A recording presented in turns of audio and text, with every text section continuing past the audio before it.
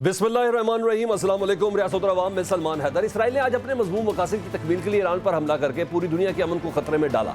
आज सुबह इसराइल ने ईरान के जौहरी और अस्करी मराकज़ को निशाना बनाया, जिसके नतीजे में ईरानी मुसल्लह अफवाज के सरबराह मेजर जनरल मोहम्मद बाकरी और ईरानी पासादारान इनकलाब के सरबराह मेजर जनरल हुसैन सलामी समेत आला फौजी अफसरान और 6 जौहरी साइंसदान शहीद हुए।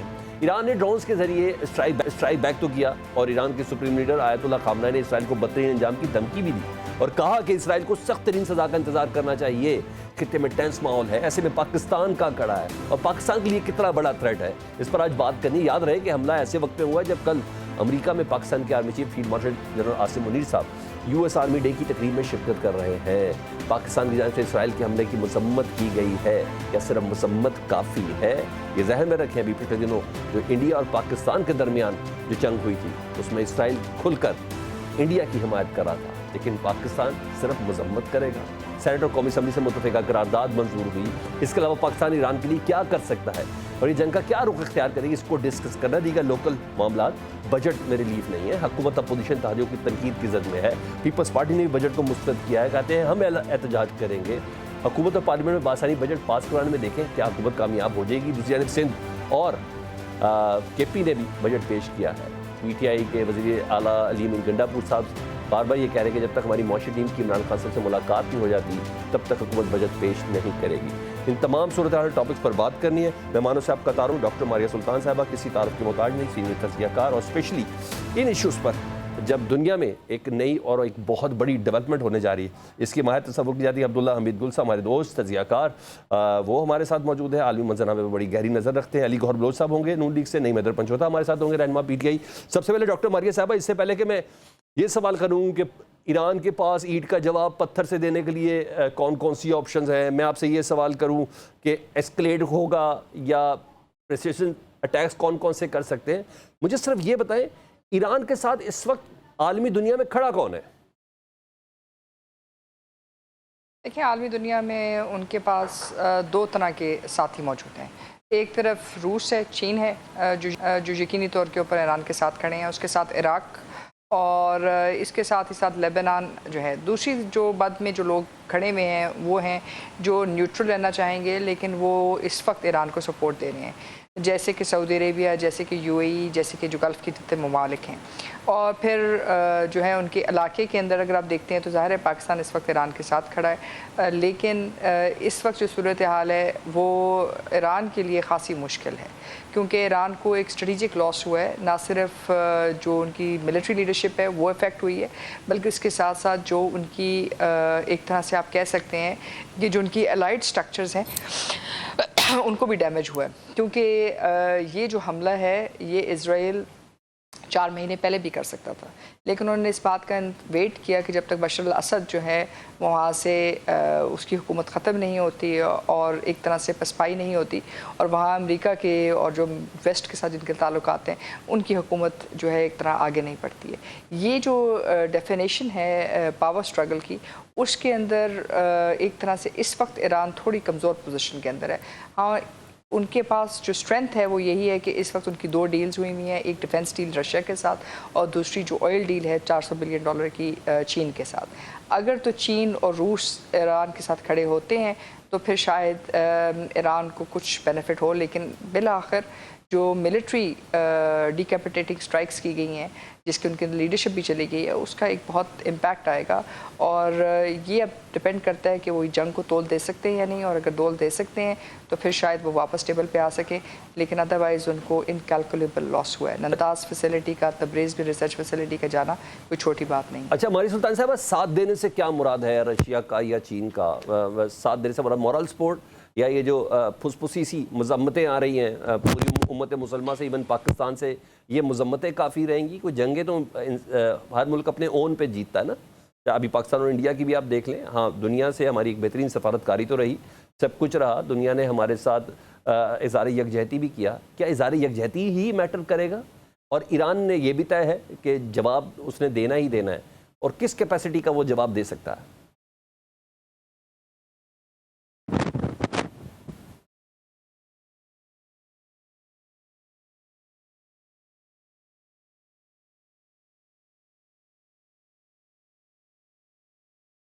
सॉरी डॉक्टर मारिया सुल्तान साहबा की आवाज़ हम तक नहीं पहुंच रही। मैं डॉक्टर साहबा दोबारा आपके पास आता हूं। अब्दुल्ला गुल साहब हैं। अब्दुल्ला गुल साहब, यही सवाल मैं आपसे कर लूं, किस टेंडेंसी का ईरान जवाब दे सकता है? ये तो हमें पता चल गया कि ईरान की वो पोजीशन नहीं है जो इसराइल इस वक्त खड़ा है। कम से कम एक अदर सुपर पावर तो इसराइल के साथ खड़ी है, और ईरान के साथ कोई खुल के सुपर पावर भी नहीं खड़ी हुई। रहमान रहीम, पाकिस्तान के साथ जो है देखिए, मामला जब हुआ था तो असल बात ये होती है कि लोग उनके साथ खड़े होते हैं जो पहले अपनी कैपेसिटी और कैपेबिलिटी जो है वो अयां करते हैं। पाकिस्तान के ऊपर जब टेस्ट आया तब पता चला कि वेस्टर्न टेक्नोलॉजी जो है वो कोलैप्स कर गई ईस्टर्न टेक्नोलॉजी के सामने, और पाकिस्तान जैसा एक छोटा मुल्क जो है वो एक इंडिया जैसे बड़े मुल्क के सामने भारी पड़ गया। अब ईरान के हवाले से अगर आप गौर करें तो पिछले कई सालों से ईरान अपनी जंगी तैयारियां कर रहा है, और उनको पता है इस बात का कि आज नहीं तो कल उनके ऊपर एक बड़ा हमला आएगा, और इसका इजहार जो है दोनों ममालिक एक दूसरे के ऊपर करते रहे हैं। उनके ऊपर हाइपरसोनिक मिसाइल मौजूद हैं, इसमें कोई दूसरी राय नहीं है कि ईरान ने जो है उनकी एयरफोर्स ने मायूस किया, और इसमें भी कोई शक व शुबा नहीं रह गया कि उनके यहाँ गद्दार मौजूद हैं। और अगर गद्दार मौजूद हैं तो बड़े हाई लेवल के ऊपर हैं, क्योंकि जिस आदमी को ये पता हो कि उनका इंटेलिजेंस चीफ जो है वो कहाँ है, कुछ फोर्सेस का कमांडर जनरल इस्माइल कानी कहाँ मौजूद है, उनको जनरल बाकरी चीफ ऑफ आर्मी स्टाफ का पता हो, उनको जनरल हुसैन सलामी का पता हो कि वो IRGC के कमांडर जो है वो कहाँ मौजूद हैं, उनको न्यूक्लियर साइंसदान पता हो, तो फिर ये बात तो इसका मतलब है कि ये बार बार हो रही है। इस्माइल भाई, प्रिसाइज हमले हैं। उनको ईरानी फौजी क़यादत के बेडरूम्स तक का पता है, तो फिर ये हमले बड़े प्रिसाइज हैं। उनको उनके बेडरूम्स तक का पता है, बेडरूम्स को प्रॉपर वे में हिट किया गया है। यही ने अहमद निजाद साहब ने, जो साबिक सदर है, कुछ अर्सा पहले इन गद्दारों का जिक्र भी किया था, जिसकी बिना पर गुजारिश मैं कर रहा हूं। देखें, ईरान तब तक मूव अहेड नहीं करेगा, जब तक मूव फॉरवर्ड नहीं करेगा, जब तक कि वो गद्दारों से जान नहीं छुड़वाएगा। हाँ, लेकिन आपने स्ट्राइकिंग कैपेबिलिटी की बात की। देखिए, ईरान स्ट्राइक करेगा, इसमें कोई दूसरी राय नहीं है, और जबरदस्त करेगा। ये भी मैं आपको बता रहा हूं, मैं आपको बिल्कुल आज का दिन मेरा नोट कर लें कि मैं आपको बता रहा हूं कि बहुत सख्त स्ट्राइक आएगी, लेकिन उससे बाद इजराइल स्ट्राइक करेगा। नतीजा ये होगा कि आज तक तो लोग ये कह रहे हैं कि ईरान के पास न्यूक्लियर कैपेबिलिटी शायद नहीं है, और वो जुलाई के अंदर जो टेस्ट करना चाहते थे वो शायद अधूरा रह जाए। लेकिन क्या डर्टी बॉम्ब्स भी उनके पास मौजूद नहीं है? ये है असल सवाल। डर्टी बॉम्ब्स तो मिलते हैं, और ईरान जैसा मुल्क जिसके पास वसाइल थे, पैसा था, और एक चाहत थी, ख्वाहिश थी न्यूक्लियर बनने की, उसमें अभी डॉक्टर मारिया ने जैसे बात की, उसमें नॉर्थ कोरिया का वो भूल गई। नॉर्थ कोरिया भी जो है वो इस टाइम पे ईरान का एलाई मौजूद है।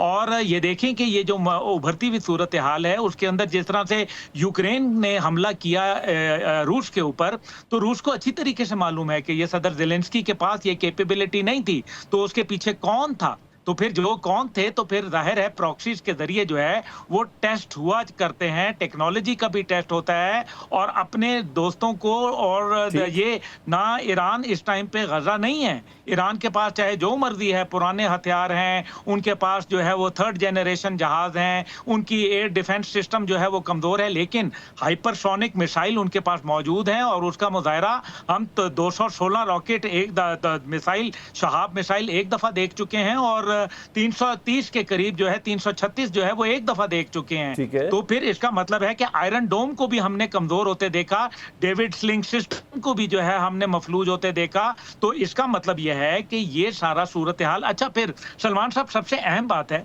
क्या ये बात रुक जाएगी? क्या इसराइल ने ये बात वादे नहीं कही हुई कि जो पाकिस्तान और ईरान दोनों से उसको खतरा है? क्या वो ये नहीं कह चुका कि न्यूक्लियर इस्लाम के पास कोई कंट्री होनी नहीं चाहिए जिसके पास न्यूक्लियर कैपेबिलिटी हो इस्लामिक वर्ल्ड के अंदर? तो फिर पाकिस्तान के ऊपर क्या माजी में 1987 में हमला नहीं करना चाहता था? क्या 3-4 दफा माजी में मजीद हमला इसराइल? मैंने अब्दुल्ला साहब ये सवाल करना है, पाकिस्तान किस पोजीशन पर खड़ा है? मैं अभी इस क्विक राउंड ले लूं, जरा सारे मेहमानों से एक सवाल कर लूं। मैंने बताना है कि पाकिस्तान किस पोजीशन पे खड़ा है, हमें कहाँ खड़ा, हमारे हमसाए में हो रहा है ये सब कुछ ना। मैं इस पे नईम हैदर पंचोथा ने ज्वाइन किया है। बहुत शुक्रिया नईम आपके वक्त का। नईम, मुझे बताइएगा, वज़ीर आज़म ने, दफ्तर खारजा ने मजम्मत की, वज़ीर आज़म ने मजम्मत की, पार्लियामेंट से भी करारदाद पास हो गई। पाकिस्तान इस वक्त इस सारी पोजीशन में क्या खड़ा है? हम सिर्फ मजम्मतें करेंगे, और या पाकिस्तान को कुछ और डिफरेंट स्टांस होना चाहिए इस मौके पर? ज़रा बताइए। सलमान भाई, बहुत शुक्रिया, आपने मौका दिया जी। सलमान भाई, मुस्लिम उम्मा को ये बिल्कुल मुत्तफ़िका तौर पर बैठना चाहिए, और जितने ममालिक हैं, उनके जो सरबराहान हैं, उनको इसके ऊपर बैठक करके और इसका लायामल बनाना चाहिए और इसराइल का मुंह तोड़ जवाब देना चाहिए। वजह यह है कि जब एक मुल्क के ऊपर अटैक होता है, फ़लस्तीन ही आप उठा के देख लीजिए कि जो वहाँ फस्तायत, वहाँ पर जिस तरह बच्चों को, बुजुर्गों को, डॉक्टर्स, इंजीनियर, ख़वातीन, जिस तरह ट्रीट किया गया, जिस तरह उनको शहीद किया गया, जिस तरह बम ब्लास्ट और एक कब्ज़ा वहाँ जमाने की आड़ के अंदर जो है वो ये सारा किया गया, तो पूरी दुनिया के जितने भी मुसलमान ममालिक हैं, उनके सरबराहान को उसके ऊपर नोटिस लेते हुए इसराइल के खिलाफ और फ़लस्तीन के हक में खड़े होना चाहिए था, जो कि प्रैक्टिकली नज़र नहीं आया। एक मुल्क, 2 मुल्क, 10 मुल्क अगर बयान दे देंगे हक में कि ये बंद होना चाहिए, ये ठीक नहीं है, यहाँ पर जो है सुलह होनी चाहिए, तो इस तरह से ये मामला हल नहीं होने वाला। अगर आप अकेले खड़े होते हैं और आपके साथ आपके दीगर भाई नहीं खड़े होते, तो अगले को टारगेट करना आसान होता है।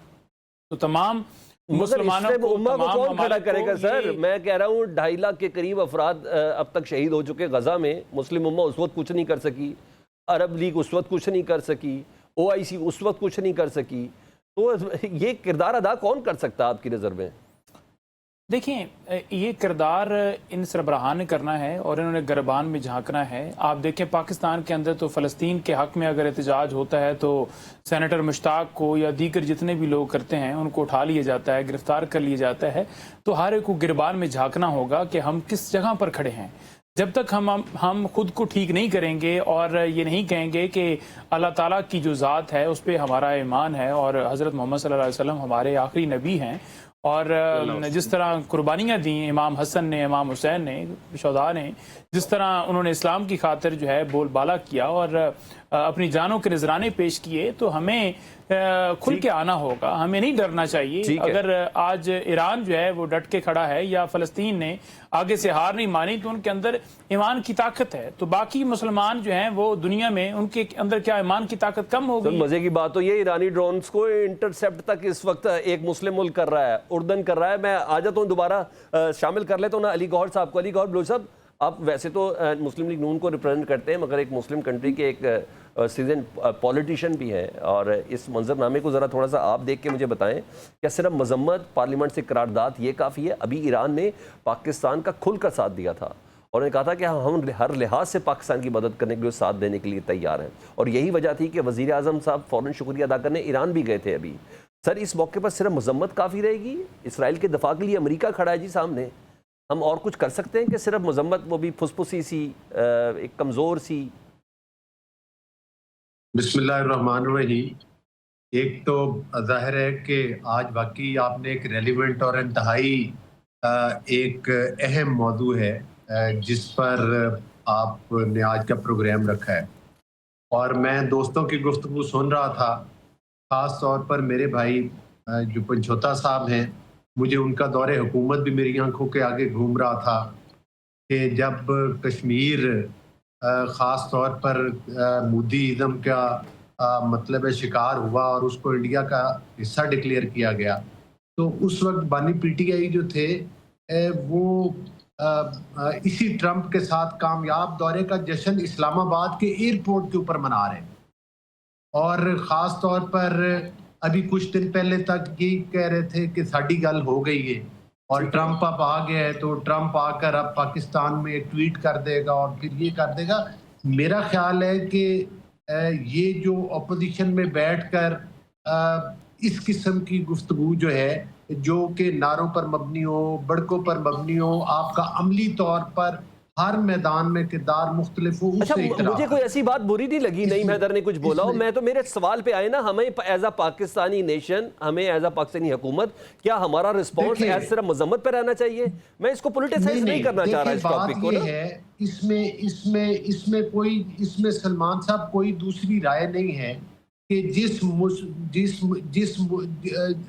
मुल्क के ऊपर भी कोई मुश्किल बनती है, जाहिर फ्रंट लाइन पर तो वही फेस करता है। लेकिन मेरा ख्याल है कि जाहिर है कि अभी तो ये आज वाक़यात हुए हैं, जिस तरह से तमाम ममालिक की स्ट्रेटेजी है, इवन आप तो कह रहे हैं ना कि मुस्लिम उम्मा, मैं समझता हूँ कि जिस तरह से हमारा जो इस वक्त पिछले दिनों से जितने पाकिस्तान के लीडरशिप ने जो विजिट किया है, ख़ास तौर पर जो हमारी खारजा पॉलिसी है, जिसमें चाइना के साथ, जिसमें मिडल ईस्ट के साथ, जिसमें दीगर हमारे ममालिक के साथ राब्ते हुए हैं, मैं समझता हूँ कि यहाँ पर ईरान को, मेरा एक सियासी वर्कर की हैसियत से मैं जो देख रहा हूँ, जो मैं उसको एनालिसिस करता हूँ, उसको सपोर्ट भी मिलेगी, उसको मॉरल सपोर्ट के अलावा भी कुछ सपोर्ट मिलेगी। लेकिन आपको पता है कि ये डिप्लोमेसी के साथ ये मामला चलते हैं और इनको एक खास तरीके के साथ हैंडल किया जाता है। ठीक है, जिस तरह से मतलब है कि जाहिर है कि आज पाकिस्तान ने उनकी खुल के हमायत की है। पहले इतने खुले अल्फाज में मुल्क एक दूसरे की हमायत नहीं किया करते थे। ठीक है। आज पाकिस्तान का मौक़िफ़ बड़ा खुल के आया है ईरान के हक में। हालांकि आपको वो वाकया भी याद होगा जब चंद दिन कबल ईरान की तरफ से हमारे मुल्क के ऊपर भी फायर किए गए थे, लेकिन वो हमारी एक अच्छी स्ट्रेटेजी की वजह से, ईरान हमारा एक अच्छा दोस्त मुल्क है, लेकिन उस चीज को हमारे, मैं समझता हूँ कि हुकूमत ने, हमारे वजीर खारजा ने उन तमाम चीजों को बड़े अच्छे तरीके के साथ हैंडल किया। ठीक है, मैं इसी खुल के हिमायत से कोई तो पूछना चाह रहा हूं। अब अगर इसराइल ईरान की तरफ बढ़ रहा है तो कल वो पाकिस्तान की तरफ भी बढ़ेगा, ये चीज, और यकीनी तौर पर ये पाकिस्तान की हुकूमत को, मुझे और आपसे ज्यादा अंदाजा है पाकिस्तान की अफवाज को। ठीक है, और ऐसे मुश्किल हालात में मैं नहीं समझता कि जो ईरान है उसको तरह छोड़ा जाएगा। मेरा ख्याल है इस पर बासियत कौम, बासियत मुल्क, बासियत हुकूमत, हमें कोई एक स्ट्रेटजी बनानी पड़ेगी। मैं दोबारा आता हूं अली गौहर आपके पास, एक बार फिर से डॉक्टर मारिया साहब आपके पास आऊंगा। मारिया साहब, मेरे कुछ सेल्फ क्वेश्चंस हैं जो जनरेट हो रहे हैं मेरे अंदर, मैंने कहा मैं आपसे ज़रा उसको शेयर करूं, मुझे बताइएगा इधर ये सवाल बनता है कि नहीं बनता है। नॉन नेटो ममालिक में ना इंडिया के दो स्ट्रेटेजिक पार्टनर है, इसमें कोई शक नहीं है, एक तो इसराइल है, दूसरा इंडिया है। कहीं ना कहीं हम इस तरफ भी देख सकते हैं कि इन दोनों को एक स्टेज पर हवा भरी गई, पहले इंडिया को हवा भरी गई, चलो ज़रा पाकिस्तान को ज़रा सीधा करो तुम थोड़ा, हमने कुछ चीज़ें उनसे मनवानी है या बात करनी है, चाइना के लिए कुछ भी हो, वो अच्छे खासा फेल हुआ। और इधर दूसरी जगह पे बज़ाहिर कामयाब नज़र आ रहा है इसराइल, उसको भी हवा भरी गई। इन सब के पीछे है तो अमेरिका।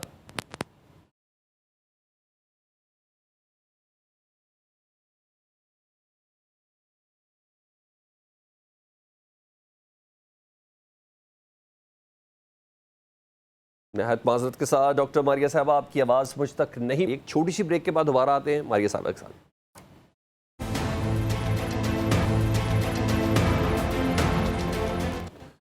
वेलकम बैक जी। मारिया सुल्तान साहब, मेरा वही सवाल है कि दो स्ट्रेटेजिक पार्टनर है अमेरिका के और दोनों की पुष्पनाई अमेरिका करता है और बहुत खुल के करता है।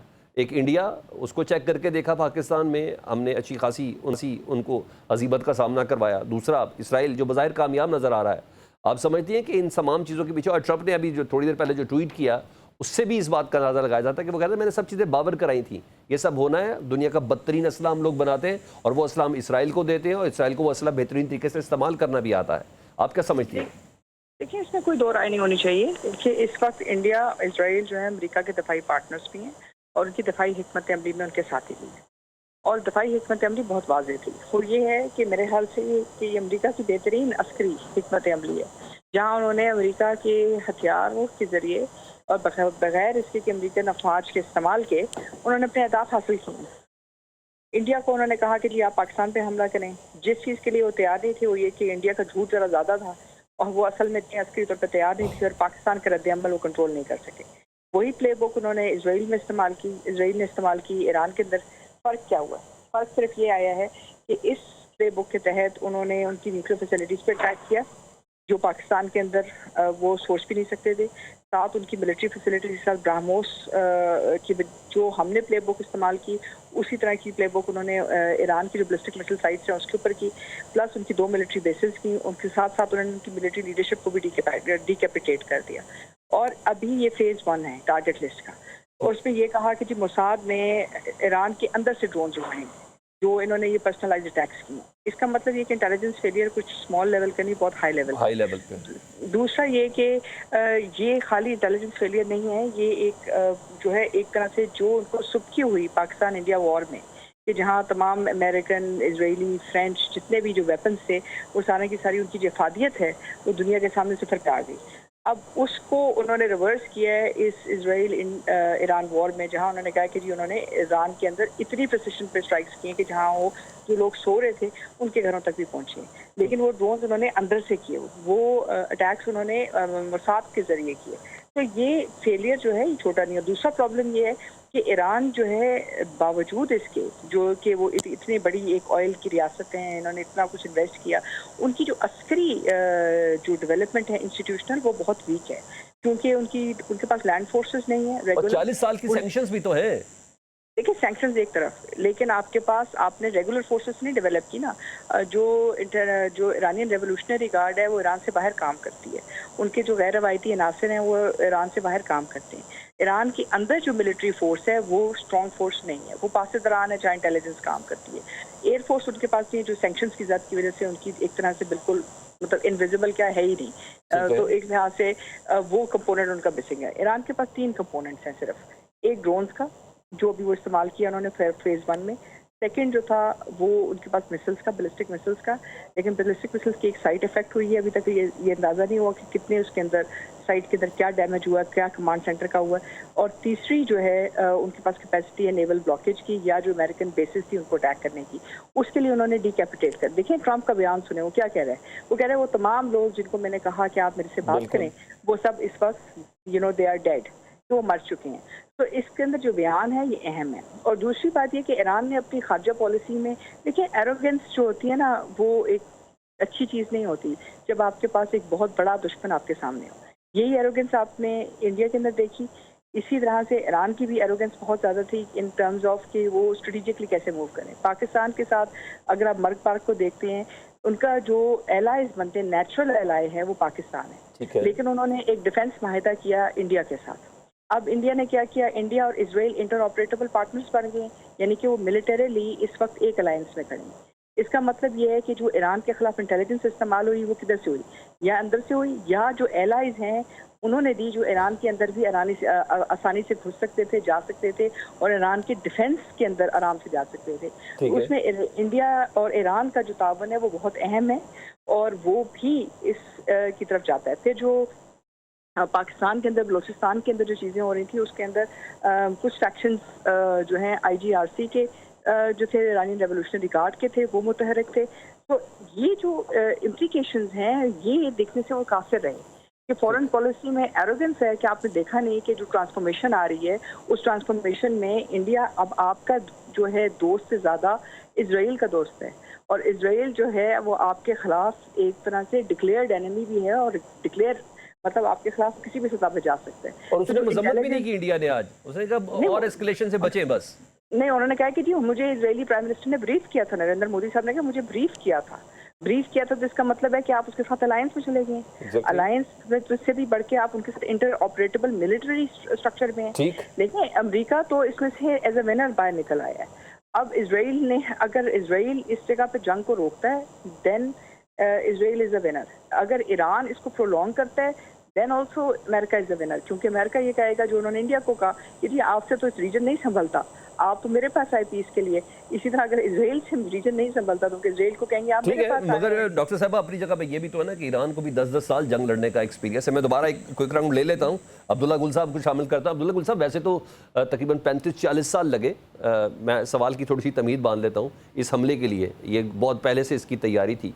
और मुझे आप ज़रा बताइएगा कम से कम कितना अर्सा पहले की तैयारी आपको लग रहा है? मुझे ऐसा लग रहा है कि वो जो तमाम बैरियर्स थे उन तमाम को पहले तोड़ा गया, हिजबुल्लाह की शक्ल में तोड़ा गया, हमास की शक्ल में तोड़ा गया, सीरिया की शक्ल में तोड़ा गया, और उसके बाद अब जब देख लिया गया कि ईरान अपने हत्ता हो चुका है, अब ज़मीनी कोई जिस तरह पहले हिजबुल्लाह मदद कर देती थी, हमास कर देती थी, या हम इराक़ के ज़रिए या सीरिया के ज़रिए हमले कर लेते थे, तो अब तो वो तमाम पहले चीज़ों को रोका गया, ख़त्म किया गया और उसके बाद इतना बड़ा हमला किया गया।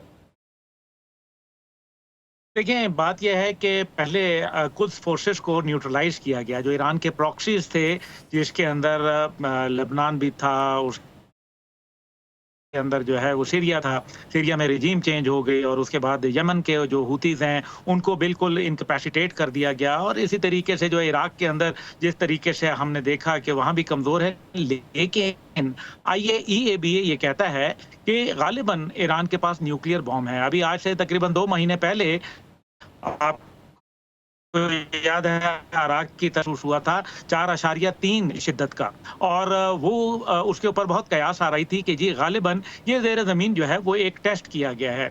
ईरान को तो बिल्कुल ये मालूम है, देखिए ना, कोई फुलिश कोई भी नहीं होता, उनको ये मालूम है कि उनका एक दफा पाला पड़ना है और इजराइल जो है वो उनका जानी दुश्मन है। इजराइल को मालूम है कि एक न्यूक्लियर कंट्री अगर वो बन जाते हैं तो फिर थ्रेट जो है जाहिर है उन्होंने बड़ा ओपनली अपनी डिक्लेयर की हुई है फॉरेन पॉलिसी को कि जनाब इजराइल के साथ हमारा 36 का आंकड़ा है। लेकिन इस सब के बावजूद देखिए इस टाइम कुछ और भी तो फोर्सेस ऐसी हैं जो शायद इस प्रॉक्सी जंग के अंदर एक दफा इसराइल को सबक सिखाना चाहती हूं।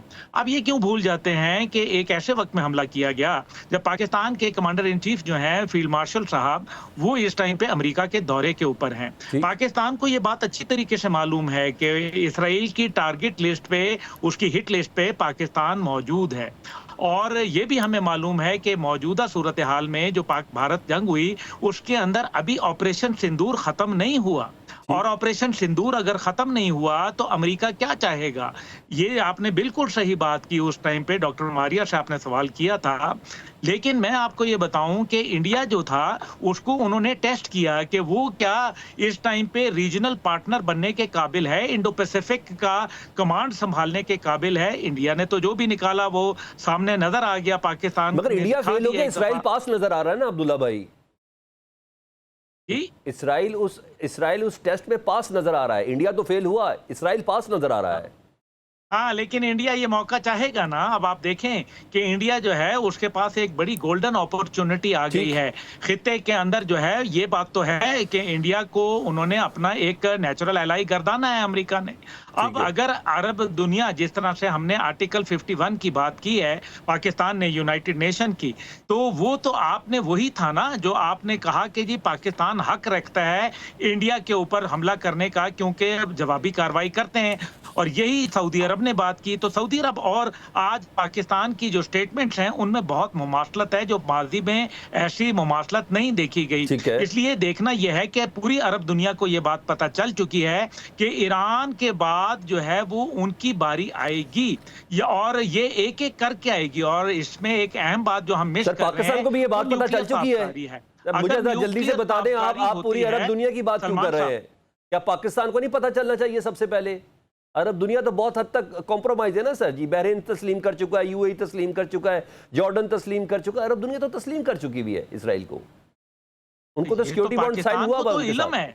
देखिए पाकिस्तान का तो बड़ा वाजे पता है कि या वो नहीं या हम नहीं, इसलिए ये बात उनको भी मालूम है। ये बात उनको भी मालूम है। ओके, मैं नईम को शामिल करता हूं सर। मैं जरा थोड़ा सा मैं दोबारा आ जाता हूं अब्दुल्ला भाई, आपके पास दोबारा आता हूं। अपनी एंड करने दीजिएगा। प्लीज एक बात देखें, इस टाइम पे जो न्यूक्लियर ताबकारी अगर खुदा न खास्ता फैलती है तो वो अगर हवा यूएई की जानिब चल पड़ती है तो खुदा न खास्ता इसके भयानक नताइज आएंगे। ठीक है, मगर शुक्र है IAEA ने कहा है कि कोई ताबकारी वाले ऐसे ना नहीं। इसका मतलब है जो इनकी स्ट्रेटेजिक, स्पेशली ये न्यूक्लियर स्ट्रेटेजिक डिप्लॉयमेंट थी, बहुत ज़्यादा डीप डाउन थी, उसको निशाना नहीं बनाया गया। लेकिन हाँ, थिंक टैंक कह रहे हैं कि इसको निशाना बनाने के लिए इसराइल को बार बार हमला करना होगा। नहीं, इस वक्त सोशल मीडिया, जितना पाकिस्तान तहरीक इंसाफ का हमायती सोशल मीडिया है, उनका मानना यह है कि आर्मी चीफ साहब को इस वक्त आ जाना चाहिए दौरा मनसूख करके पाकिस्तान।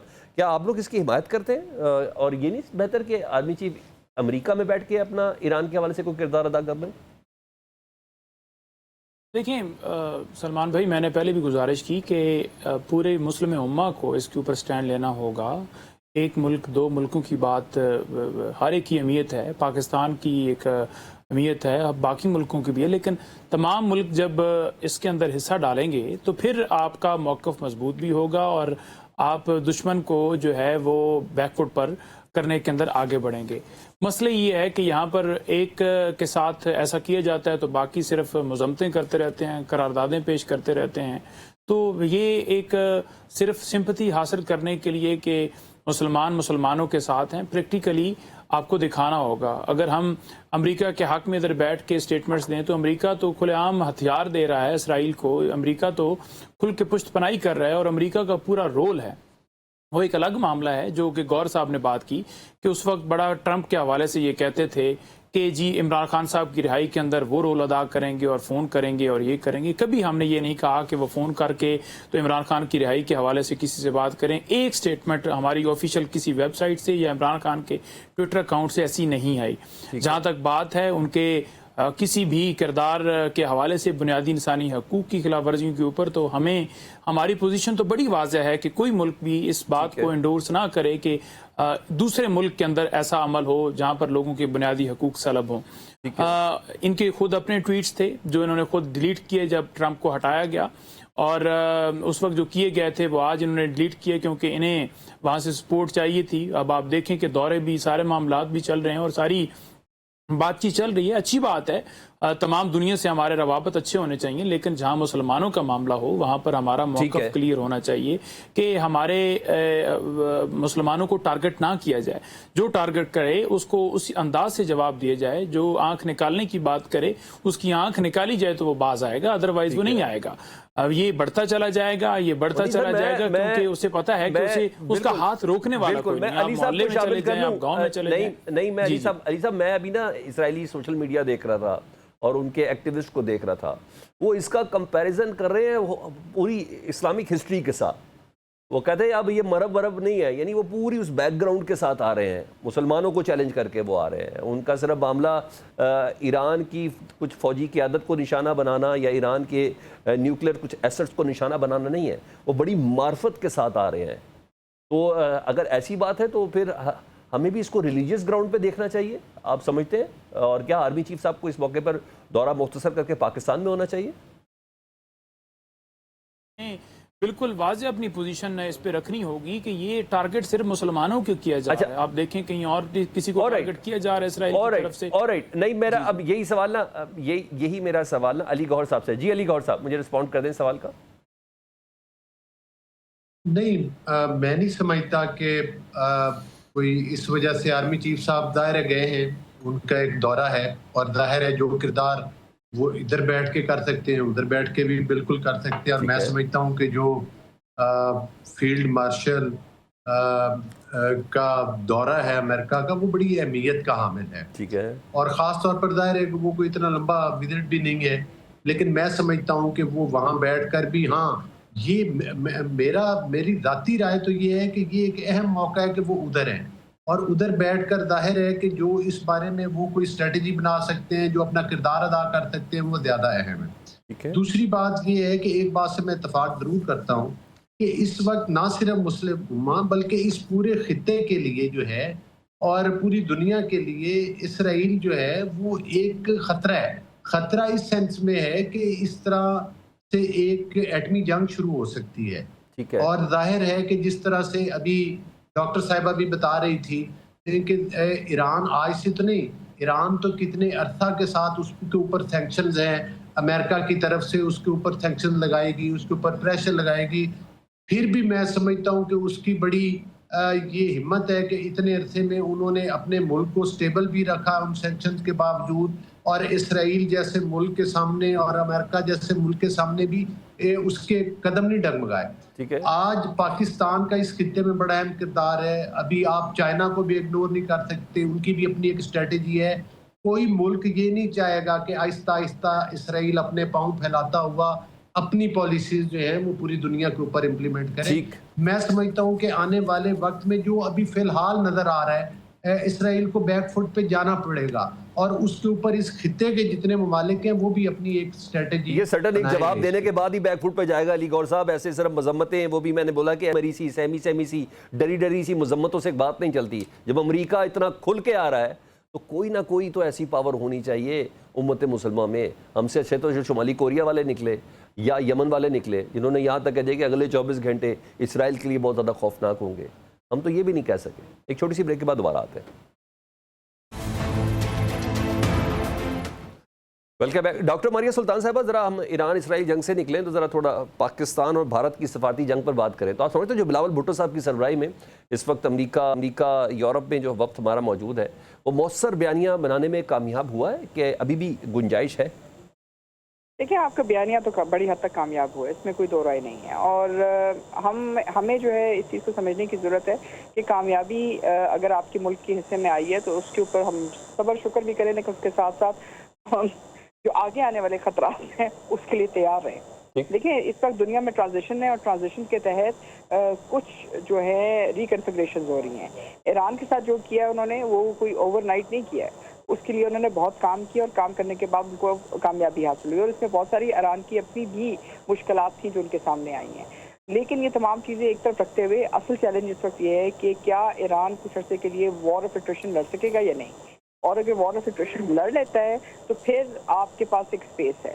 हमें बयानियों और फर्जी जो कॉन्सेप्ट हैं उनसे निकल के ये देखना होगा कि आप एक सचमुच एज ऑफ मिलिट्री वॉर और एज ऑफ न्यूक्लियर वॉर में दाखिल हो चुके हैं, जहाँ न्यूक्लियर जंगें भी लड़ी जा रही हैं और जहाँ ये तमाम चीज़ें आपको देखने में नजर आ रही हैं। ये कहने की बात है, ये कोई छोटी चीज़ नहीं है। नंताज के मुताबिक इस वक्त जो ईरानियन न्यूक्लियर रेगुलेटरी अथॉरिटी है वो ये कह रही है कि नंताज फैसिलिटी से इस वक्त रेडियो एक्टिव लीक हो चुकी है। अच्छा। इसका मतलब ये है कि फुकुशिमा के बाद ये पहली दफ़ा एक मिलिट्री वहाँ सिविलियन टारगेट एंगेजमेंट हुई है या मिलिटरीली उनको अटैक किया गया है।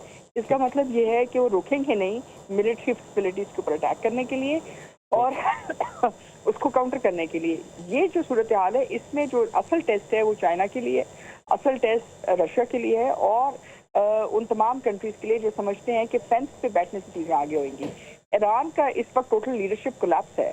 देखिए, हमें अच्छा लगे या ना लगे, हकीकत ये है कि मिलिटरीली उनके पास इस वक्त लीडरशिप कोलैप्स है, क्योंकि जाहिर है जो टॉप लीडरशिप थी वो जा चुकी है। उसकी जो रिप्लेसमेंट आई है उसके पास क्या ये कैपेसिटी है और कितनी जल्दी वो टेक ओवर करते हैं, ये उनकी इंस्टीट्यूशनल स्ट्रेंथ पे डिपेंड। और अगर हम इसमें इस टेस्ट में चीन और रशिया को शामिल करें और थ्रेट में पाकिस्तान को शामिल करें, ये भी बेहतर रहेगा?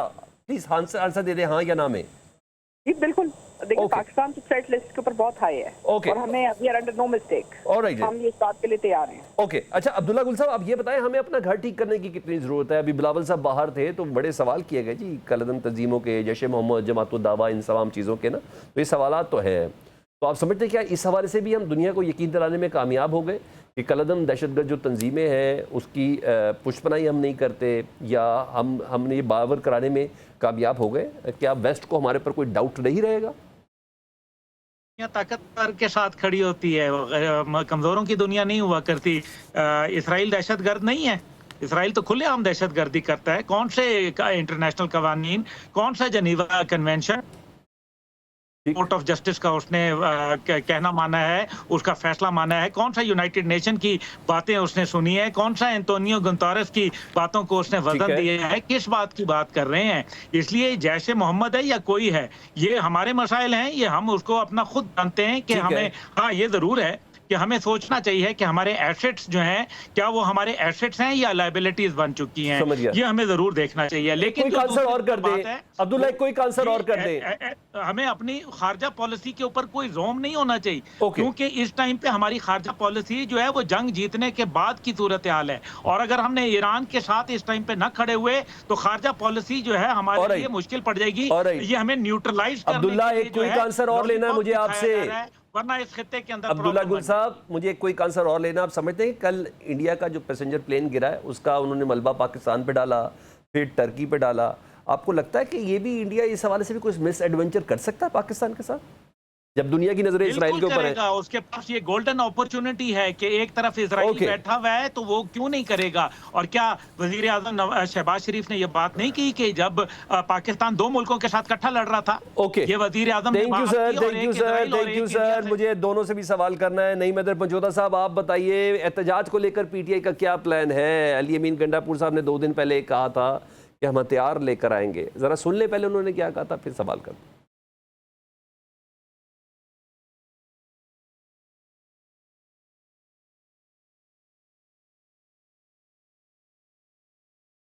बार बार कहता हूँ, फिर मीडिया वाला मेरा ये वाला क्लिप काट लेते हो आप लोग। आ दिया करो यार, मैं बोल रहा हूँ ना, क्लियर ऐलान है हमारा। पिछली दफा हम निहत्ते थे, इस दफा हम हथियार लेके आएंगे भाई, साफ बात।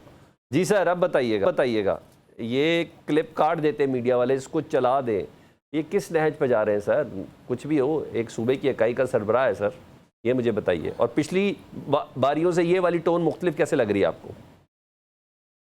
सलमान साहब देखें, खान साहब का मौक़िफ़ बड़ा क्लियर है कि एहतजाज जो है वो स्ट्रेटजी इस्लामाबाद की नहीं है।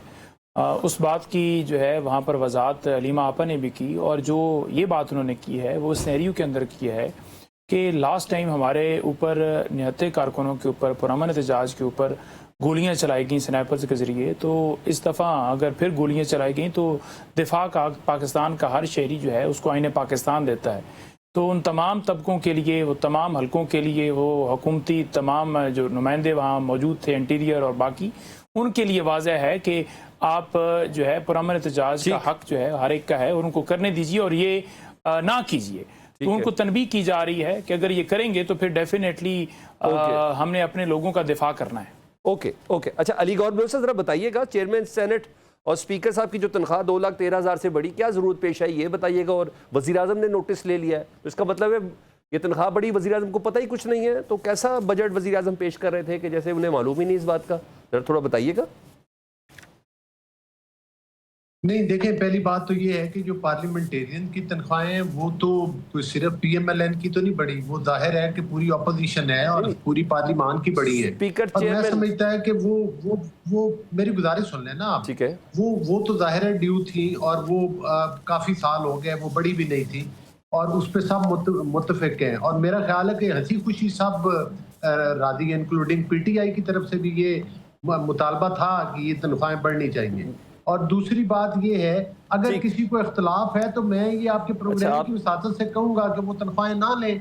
अच्छा, आप कह रहे हैं सब हंसी खुशी राजी हैं, लेकिन बहरहाल सब हंसी खुशी राजी नहीं है। अवाम के पास जाएं, अवाम आपको ज़्यादा बेहतर तौर पर बताता ही है। अवाम के रद्द अमल के बाद ही वज़ीर आज़म साहब ने नोटिस लिया है, तो पता तो शायद उनको पहले भी था। बहरहाल एक बहुत बड़ी सूरत हाल है, दुनिया एक बहुत बड़ी खबर की तरफ कर्व इन हो रही है और ये पेचीदा सूरत हाल है और पाकिस्तान को इस पर एक स्टांस लेना है, भरपूर स्टांस लेना है। सिर्फ मजम्मती बयान नहीं, हमारे हमसाए तक हमारा दुश्मन पहुँच चुका है, बड़े प्रिसाइज हमले उसने किए हैं। लम्हा फ़िक्र है नईम हैदर पंचोदा साहब, डॉक्टर मारिया सुल्तान साहब, अब्दुल्ला हमीद गुल साहब, अली गौहर साहब, सबका बहुत शुक्रिया। इजाज़त दीजिए, अल्लाह हाफ़िज़।